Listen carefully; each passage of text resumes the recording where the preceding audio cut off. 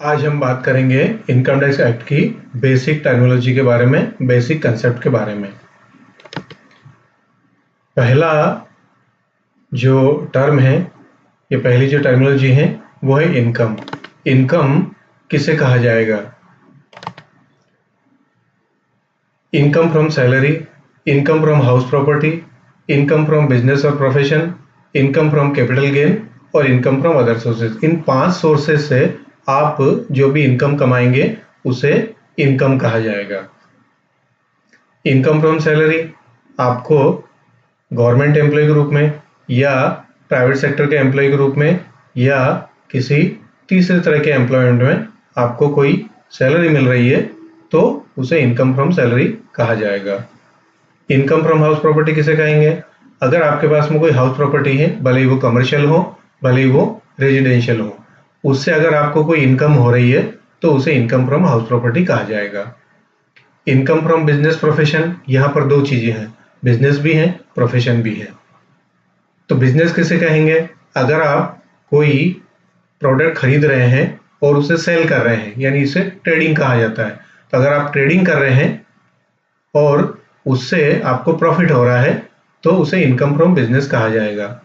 Income from profession, profession क्या है? आप अपनी इंटेलेक्ट का यूज करके कुछ इनकम कमाते हैं तो उसे इनकम फ्रॉम प्रोफेशन कहा जाता है। जैसे डॉक्टर हो गया, चार्टर्ड अकाउंटेंट हो गया, एडवोकेट हो गया, आर्किटेक्ट हो गया, ये लोग बाकायदा कोई एजुकेशनल डिग्री लेते हैं प्रोफेशनल कोर्स की, और उस प्रोफेशनल कोर्स को करके उनको जो नॉलेज मिला है उस नॉलेज को सोसाइटी को प्रोवाइड करते हैं, उसका एप्लीकेशन सोसाइटी को प्रोवाइड करते हैं, यानी कंसल्टेंसी सर्विसेज देते हैं या उनके लिए कोई सर्विस प्रोवाइड करते हैं, उनके बिहाफ पर कोई काम करते हैं और बदले में पैसा लेते हैं। तो इस तरह से जो पैसा मिलता है उसे इनकम फ्रॉम प्रोफेशन कहा जाता है। तो इनकम फ्रॉम बिजनेस और इनकम फ्रॉम प्रोफेशन, इन दोनों को इनकम में इंक्लूड किया जाएगा as a third source of income. Next है कैपिटल गेन। अगर आपके पास कोई कैपिटल एसेट है, लैंड हो गया, बिल्डिंग हो गया, प्लांट मशीनरी हो गई, ज्वेलरी हो गई, तो इन कैपिटल एसेट को सेल करने पर अगर आपको कोई प्रॉफिट हुआ तो उसे गेन कहा जाता है इनकम टैक्स एक्ट की लैंग्वेज में, और इस प्रॉफिट को कैपिटल गेन कहा जाएगा। तो capital gain will be fourth source of your income. Then अब जो इन चारों में कहीं कवर नहीं हुआ, न सैलरी में आ रही कोई इनकम, न कोई हाउस प्रॉपर्टी में आ रही है, न बिजनेस प्रोफेशन में कवर हो रही है, न कैपिटल गेन में कवर हो रही है, तो ये इनकम फ्रॉम अदर सोर्सेज कही जाएगी। जैसे आपको लॉटरी की इनकम मिली, या केबीसी में आपने कुछ पैसा जीत लिया, या कोई गिफ्ट मिला आपको कहीं से, तो ये जो कुछ कैजुअल इनकम होती है इन्हें इनकम फ्रॉम अदर सोर्सेज कहा जाता है। तो इनकम में 5 सोर्सेज से आपको जो भी पैसा मिला है उसे इनकम कहा जाएगा। नेक्स्ट टर्म है इनकम टैक्स। कॉमन सेंस वाली बात है यहाँ पर कि आपकी इनकम पर जो टैक्स कैलकुलेट करके पेमेंट लिया जा रहा है उसे इनकम टैक्स कहा जाता है। Another important terminology is assessment year. अब असेसमेंट ईयर क्या है? जिस ईयर में आप अपनी इनकम का रिटर्न फाइल करते हैं उसे असेसमेंट ईयर कहा जाता है। जैसे मैं अगर आज की डेट की बात करूं तो अभी ईयर चल रहा है 2025-26। इस ईयर में आप प्रीवियस फाइनेंशियल ईयर की इनकम का रिटर्न सबमिट करेंगे। तो ये जो ईयर 2025-26 है ये असेसमेंट ईयर हो गया। कौन से साल के लिए? प्रीवियस ईयर 2024-25 के लिए। और ये जो प्रीवियस ईयर है, यानी जो प्रीवियस फाइनेंशियल ईयर है 2024-25, इसमें जो भी इनकम कमाई है और उसका रिटर्न आप असेसमेंट ईयर 2025-26 में भर रहे हैं, सबमिट कर रहे हैं, फाइल कर रहे हैं, तो ये जो ईयर 2024-25 है ये आपका प्रीवियस ईयर कहलाएगा। तो एक चीज प्रीवियस ईयर है, दूसरा असेसमेंट ईयर है। आज के रेफरेंस में प्रीवियस ईयर 2024-25 हो गया और असेसमेंट ईयर 2025-26 हो गया। नेक्स्ट टर्मिनोलॉजी है एसएससी। एसएससी किसे कहेंगे? जिसे इनकम टैक्स रिटर्न सबमिट करना है, who is obliged to file income tax return. तो और the person who is taxed, income tax act के हिसाब से जिसके ऊपर टैक्स लगाया जा रहा है, दैट इज कॉल्ड पर्सन और एसएससी। तो ये कितने तरह के होते हैं? ये होते हैं 7 तरह के। पहला इंडिविजुअल यानी कोई जीवित व्यक्ति। तो यहाँ पर व्यक्ति से मतलब पुरुष ही नहीं है, महिला भी है, बच्चा भी है, बच्चे भी हैं, एनी लाइव ह्यूमन बीइंग। कोई जरूर नहीं कि वो माइनर और मेजर हो। Once he is receiving income as an independent person, तो उसे इनकम टैक्स रिटर्न सबमिट करना है एज एन इंडिविजुअल। दूसरा जो सेकंड टाइप ऑफ पर्सन जो है वो है फर्म। फर्म यानी पार्टनरशिप फर्म। पार्टनरशिप फर्म कब बनती है? जब दो या दो से ज्यादा लोग पार्टनरशिप एग्रीमेंट बनाते हैं, साइन करते हैं और रजिस्ट्रार ऑफ फर्म्स के यहाँ पर पार्टनरशिप एक्ट के अंतर्गत रजिस्ट्रेशन करवाते हैं। तो इस तरह से उनकी जो पार्टनरशिप फर्म है वो रजिस्टर्ड पार्टनरशिप फर्म बन जाती है। Then they start doing business in partnership firm, और जो भी प्रॉफिट या लॉस होता है उसका इनकम टैक्स रिटर्न सबमिट करना पड़ता है in the status of firm. Next है कंपनी। जो भी कंपनीज एक्ट में रजिस्टर्ड है या स्टेट लॉ के थ्रू बनाई गई हैं, तो उन कंपनियों को अपना इनकम टैक्स रिटर्न सबमिट करना है एज ए कंपनी। चौथी जो स्टेटस है, चौथा जो टाइप ऑफ पर्सन है वो है Hindu undivided family. Hindu undivided family क्या है? हिंदी में कहें तो हिंदू अविभाजित परिवार या हिंदू संयुक्त परिवार। हमारे भारत में ट्रेडिशनल बिजनेस होता है कुछ न कुछ, यानी किसी एक फैमिली मेंबर ने बिजनेस स्टार्ट किया, उसके बाद जब बेटे बड़े हुए तो उन्होंने भी वो बिजनेस ज्वाइन कर लिया, उसके बाद जब पोते बड़े हुए तो उन्होंने भी बिजनेस ज्वाइन कर लिया, यानी मल्टीपल जनरेशन उस बिजनेस को हैंडल कर रही हैं। तो इस तरह के जो जॉइंट फैमिली का बिजनेस है इसको HUF बिजनेस कहा जाता है, फैमिली बिजनेस कहा जाता है। लेकिन ऑटोमेटिकली ये फैमिली बिजनेस नहीं होगा अगर आपको फैमिली बिजनेस की इनकम का रिटर्न अलग से सबमिट करना है। क्यों? क्योंकि आप उतनी इनकम को अगर आप एक अलग से HUF के एसएससी के रूप में सबमिट करते हैं तो उसके ऊपर फिर से नॉन टैक्सेबल लिमिट चालू हो जाएगी, तो उसमें टैक्स की सेविंग होती है। इसलिए जहां पर भी ये फैमिली बिजनेस है वहां पर HUF की स्टेटस के रूप में उस फैमिली बिजनेस का रिटर्न अलग से फाइल किया जाता है। और मान लीजिए जहां पर ट्रेडिशनल बिजनेस नहीं है तो आप खुद भी अपना HUF क्रिएट कर सकते हैं। HUF डीड के थ्रू स्टाम्प पेपर खरीद कर HUF बनाकर आप HUF अपना खुद का बना सकते हैं, जिसमें आपके फैमिली मेंबर्स रहेंगे, आप रहेंगे, वाइफ रहेगी, बच्चे रहेंगे, और उस बिजनेस का जो भी इनकम हो रही है, प्रॉफिट हो रहा, लॉस हो रहा, कुछ भी हो रहा, उसका income tax return as an HUF Hindu undivided family group में आप सबमिट करेंगे, फाइल करेंगे। तो 4 स्टेटस हो गई, पहली इंडिविजुअल, दूसरी फर्म, तीसरा कंपनी, चौथा हिंदू अनडिवाइडेड फैमिली, और पांचवा है एसोसिएशन ऑफ पर्संस और बॉडी ऑफ इंडिविजुअल्स।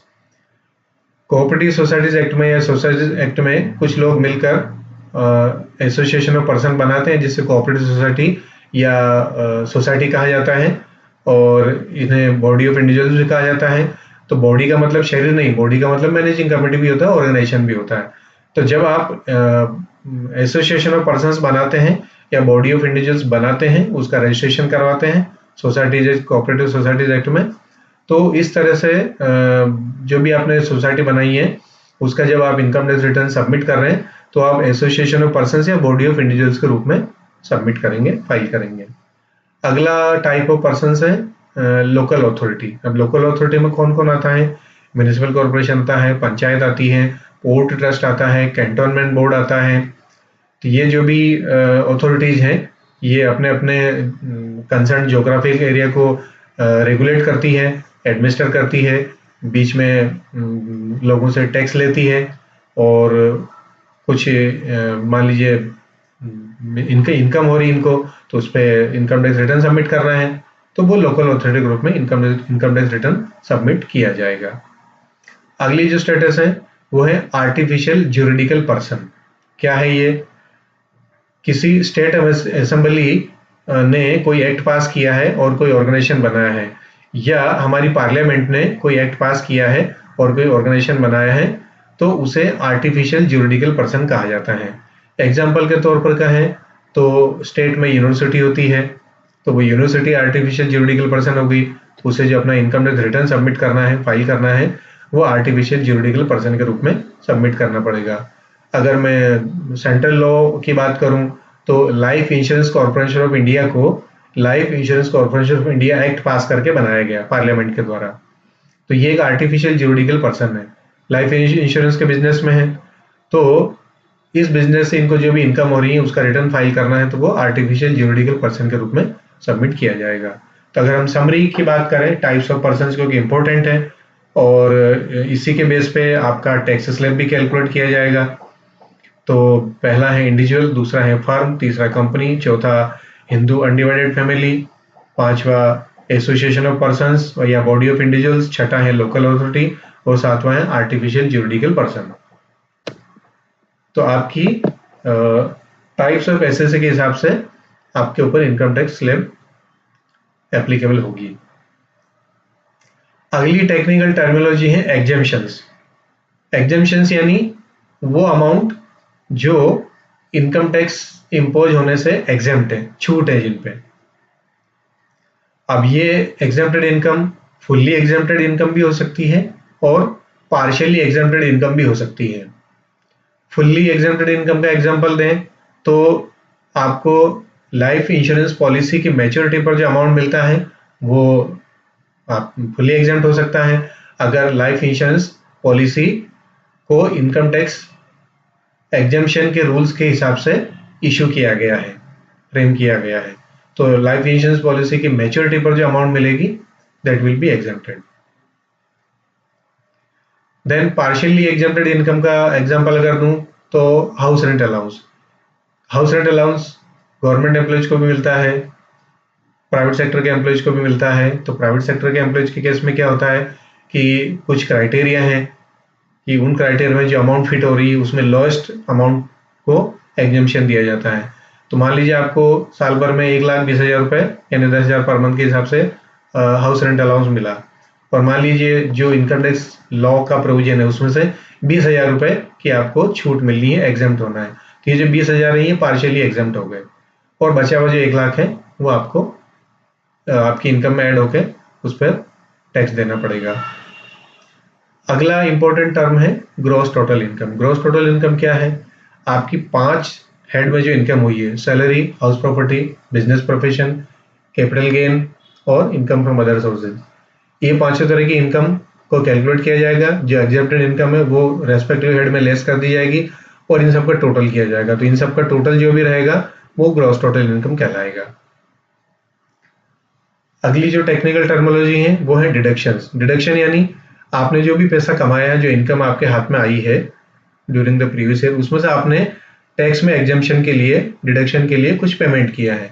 जैसे लाइफ इंश्योरेंस पॉलिसी का प्रीमियम पे किया, तो ये जो प्रीमियम पे किया है ये आपकी ग्रॉस टोटल इनकम में से लेस किया जाएगा, तो इसको बोलते हैं डिडक्शन। और अगला डिडक्शन का एग्जांपल है नेशनल सेविंग सर्टिफिकेट। आपने कुछ नेशनल सेविंग सर्टिफिकेट खरीदे तो वो भी आपकी ग्रॉस टोटल इनकम में से लेस किए जाएंगे। या आप सैलरीड पर्सन है, आपकी सैलरी इनकम में से प्रोविडेंट फंड का कंट्रीब्यूशन डिडक्ट किया गया है, तो that will qualify for deductions. Gross total income में से जो भी पीएफ का पैसा है एक सर्टेन लिमिट तक वो डिडक्ट किया जाएगा। तो ये जो भी डिडक्शन है ये लेस करने के बाद में जो इनकम बचेगी उसे टोटल इनकम कहा जाएगा इनकम टैक्स की लैंग्वेज में। आम जनता उसको टैक्सेबल इनकम बोलती है या टोटल टैक्सेबल इनकम बोलती है, बट इनकम टैक्स एक्ट उसको टोटल इनकम बोलता है। इस टोटल इनकम पर आपका टैक्स कैलकुलेट किया जाएगा। अब इसकी भी स्लैब बनी हुई है कि कितनी इनकम के ऊपर टैक्स कैलकुलेट किया जाएगा, इनकम टैक्स कैलकुलेट किया जाएगा। तो अगर कोई एसएससी, अगर कोई पर्सन 60 साल से कम का है, 60 साल से कम का है मतलब उसकी एज 59 ईयर्स 364 डेज है, यानी 60 साल कंप्लीट नहीं हुए, तो उसकी एज लेस देन 60 ईयर्स हो गई, वो नॉर्मल एसएससी हो गया, तो उसकी इनकम 2,50,000 तक एग्जेम्प्ट है, उस पर कोई टैक्स कैलकुलेट नहीं होगा। लेकिन 2,50,000 को क्रॉस करती है तो उसके ऊपर इनकम टैक्स कैलकुलेट किया जाएगा। अगर किसी पर्सन की एज 60 साल से ऊपर है, यानी 59 ईयर्स और 365 डेज पूरे कर लिए, यानी इनकम यानी एज 60 साल की हो गई, तो 60 साल से लेकर 80 साल से कम यानी 79 ईयर्स 364 डेज तक की एज है तो उसे सीनियर सिटीजन कहा जाएगा और उसकी इनकम 3 लाख रुपए तक नॉन टैक्सेबल रहेगी। 3 लाख से ऊपर टैक्स कैलकुलेट किया जाएगा। तीसरा जो है 80 साल से ऊपर अगर किसी की इनकम है सुपर सीनियर सिटीजन कहलाया जाएगा। उसकी नॉन टैक्सेबल इनकम 5 लाख तक रहेगी, यानी 5 लाख तक उसको टैक्स नहीं देना है। यानी उसकी ग्रॉस टोटल इनकम कैलकुलेट की जाएगी, डिडक्शन लेस कर दिए जाएंगे। अब जो इनकम बच रही है वो अगर 5 लाख रुपए तक है तो उस पर कोई टैक्स कैलकुलेट नहीं किया जाएगा। 5 लाख को एक्सीड करती है तो फिर टैक्स कैलकुलेट किया जाएगा और ये टैक्स जो रहेगा वो 5% से लेकर 30% तक रहेगा। अगली टेक्निकल टर्म देखते हैं, बेसिक कंसेप्ट, वो है सरचार्ज। सरचार्ज क्या है? अगर किसी इंडिविजुअल या एचयूएफ की इनकम, टैक्सेबल इनकम 50 लाख से ऊपर है तो उसके ऊपर जो भी इनकम टैक्स कैलकुलेट हो रहा है उस पर 10% से लेकर 37% तक और टैक्स लिया जाएगा, जिसको सरचार्ज का नाम दिया गया है। उसके बाद में नेक्स्ट टर्म है हेल्थ एंड एजुकेशन सेस। तो ये क्या है? इनकम टैक्स जो भी बन रहा है उसके ऊपर 4% से हेल्थ एंड एजुकेशन सेस लिया जाएगा। ये हेल्थ और एजुकेशन के ऊपर खर्च किया जाता है। गवर्नमेंट ने एक तरह से अलग से इसको कैलकुलेट रियलाइज करने की, वसूल करने की व्यवस्था कर रखी है। तो इनकम टैक्स के ऊपर ये 4% लिया जाता है। अब आपको ये ध्यान रखना है कि सरचार्ज और हेल्थ एंड एजुकेशन सेस ये इनकम टैक्स पर कैलकुलेट होने हैं। हाँ, अगर मान लीजिए आपकी इनकम 50 लाख से ऊपर नहीं है तो उस केस में खाली हेल्थ एंड एजुकेशन सेस ही आपके इनकम टैक्स पर कैलकुलेट किया जाएगा। और अगर इनकम 50 लाख से ऊपर है, वो भी इंडिविजुअल और एचयूएफ के केस में, तो फिर सरचार्ज देना पड़ेगा। उस सरचार्ज के ऊपर हेल्थ एंड एजुकेशन सेस भी देना पड़ेगा। ध्यान रखने वाली बात है कि ये आपको इनकम टैक्स पर कैलकुलेट करना है, इनकम पर कैलकुलेट नहीं करना है। स्टूडेंट्स यहाँ पर गलती करते हैं, वो सरचार्ज और हेल्थ एंड एजुकेशन सेस को इनकम पर कैलकुलेट करने पड़ते हैं। तो आप ध्यान, वो इनकम पर कैलकुलेट करने लगते हो तो यहाँ आपको ध्यान देना है कि आपको इनकम टैक्स पर कैलकुलेट करना है, इनकम पर कैलकुलेट नहीं करना है। नेक्स्ट है old tax regime. Old tax regime क्या है?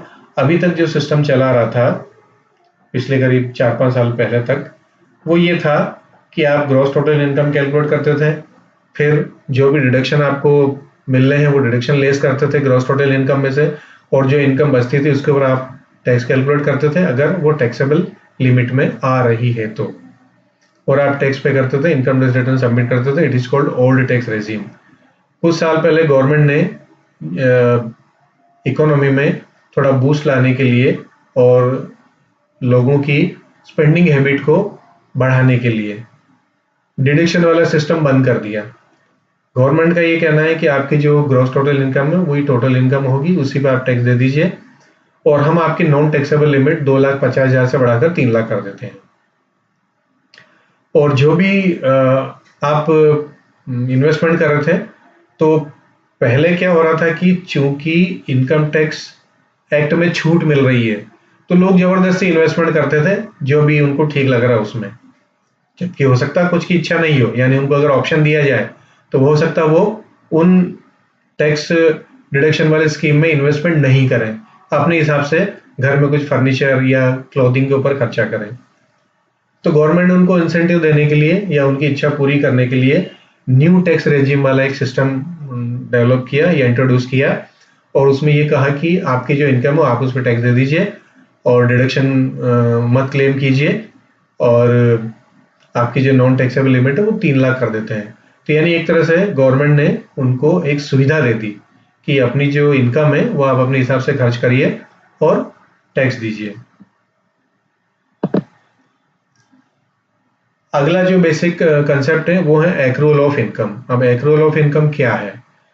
अगर आप किसी इनकम को पाने के हकदार हो गए हैं, if you have become entitled to get some income, then that income is called accrued to you. यानी वो इनकम आपको एक्रू हो गई है। अब इनकम एक्रू हो गई है तो आप उसे अपनी टैक्सेबल इनकम में इंक्लूड करिए और टैक्स पे करिए। तो एक्रूअल इनकम जो है वो इनकम टैक्स का बेस है एक तरह से, कि अगर कोई इनकम एक्रू होगी तो आप उसे इनकम में इंक्लूड करके टैक्स कैलकुलेट करके टैक्स पे कीजिए। नेक्स्ट जो टर्मिनोलॉजी है वो है इनकम रिसीव्ड इन इंडिया। तो जो रेजिडेंट एसएससी होते हैं, एसएससी 3 तरह के होते हैं, या रेजिडेंस स्टेटस जो रहती है वो 3 तरह की होती है। एसएससी तो 7 तरह के होते हैं जिनको पर्सन्स कहा जाता है, लेकिन जो रेजिडेंशियल स्टेटस रहती है वो 3 तरह की रहती है। एक होता है रेजिडेंट, दूसरा होता है resident but not ordinary resident, और तीसरा होता है नॉन रेजिडेंट। तो नॉन रेजिडेंट को आप एनआरआई के रूप में समझते हैं, नॉन रेजिडेंट इंडियन। तो ये जो 3 रेजिडेंशियल स्टेटस हैं उनके आधार पर आपकी इनकम की टैक्सेबिलिटी कैलकुलेट होती है। तो अगर आप रेजिडेंट हैं तो आपको जो भी इनकम भारत में रिसीव हुई है और जो भी इनकम फॉरेन कंट्री में रिसीव हुई है ये सभी टैक्सेबल होती हैं। और जो एनआरआईज हैं उनको